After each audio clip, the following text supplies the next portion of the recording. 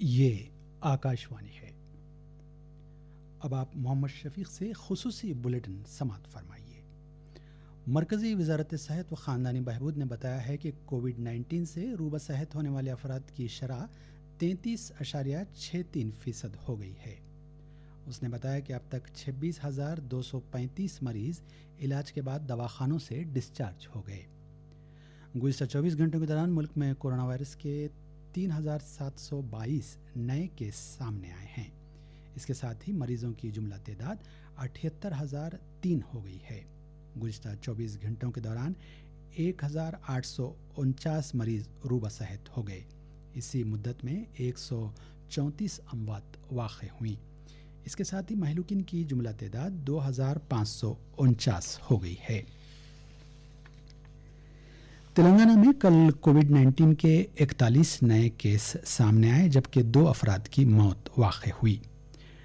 Greater Hyderabad municipal corporation کی حدود میں 31 افراد پازیٹیو پائے گئے، جبکہ ریاست کو دیگر مقامات سے واپس آنے والے 10 افراد بھی متاثر پائے گئے۔ اس کے ساتھ ہی ریاست میں متاثر افراد کی جملہ تعداد 1,367 ہو گئی ہے۔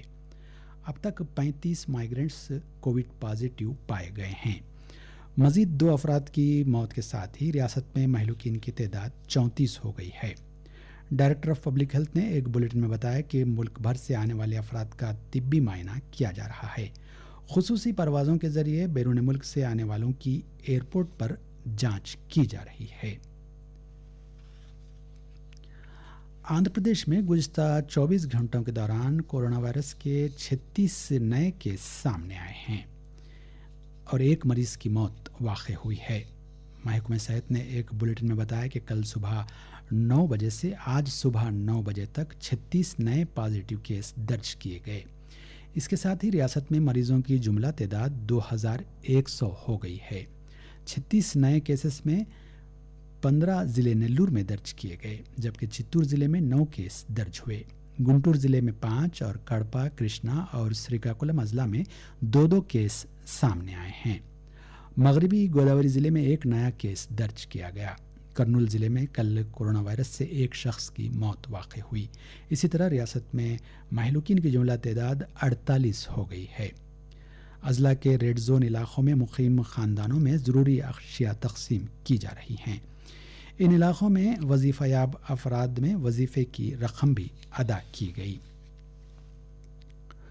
وزارت ریلوے نے کہا ہے کہ باقاعدہ پیسنجر ٹرین سروسز کو منسوخ کر دیا گیا ہے۔ ان میں میل، ایکسپریس، پیسنجر اور سب اربن سروسز شامل ہیں۔ وزارت نے کہا کہ ان ٹرینوں کے لیے 30 جون 2020 تک بک کیے گئے تمام ٹکٹ منسوخ کر دیے جائیں گے اور ٹکٹوں کی رقم واپس ادا کی جائے گی۔ تاہم شرمک اسپیشل ٹرینیں اور 12 مئی سے شروع ہوئی خصوصی پیسنجر ٹرینیں جاری رہیں گی۔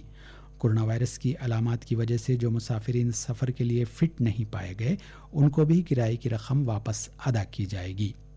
وزارت ریلوے نے کہا کہ ریلوے اسٹیشنوں پر جانچ کے دوران اگر مسافرین بخار میں مبتلا پائے گئے یا ان میں کورونا وائرس کی کوئی اور علامات دیکھی گئیں تو ایسے مسافرین کو کنفرم ٹکٹ کے باوجود سفر کی اجازت نہیں دی جائے گی۔ ایسے مسافرین کو ان کے کرائے کی رقم مکمل طور پر واپس ادا کی جائے گی۔ ریلویز نے یہ بھی کہا کہ ایسے مسافرین کو انٹری، چیکنگ اور اسکریننگ پوائنٹ پر ٹی ٹی ای سرٹیفکیٹ جاری کیا جائے گا۔ ٹی ٹی ای سرٹیفکیٹ ملنے کے بعد مسافرین کو 10 دن کے اندر ریفنڈ کے لیے آن لائن درخواست دینی ہوگی۔ وزارت زراعت نے کہا ہے کہ لاک ڈاؤن کے دوران پی ایم کسان یوجنا کے تحت 18,517 کروڑ روپے جاری کیے گئے، جس سے 9 کروڑ 25 لاکھ خاندانوں کو فائدہ پہنچا۔ ربی مارکیٹنگ سیزن 2020-21 کے دوران 277.38 لاکھ میٹرک ٹن گیہوں فوڈ کارپوریشن آف انڈیا کو لائی گئی۔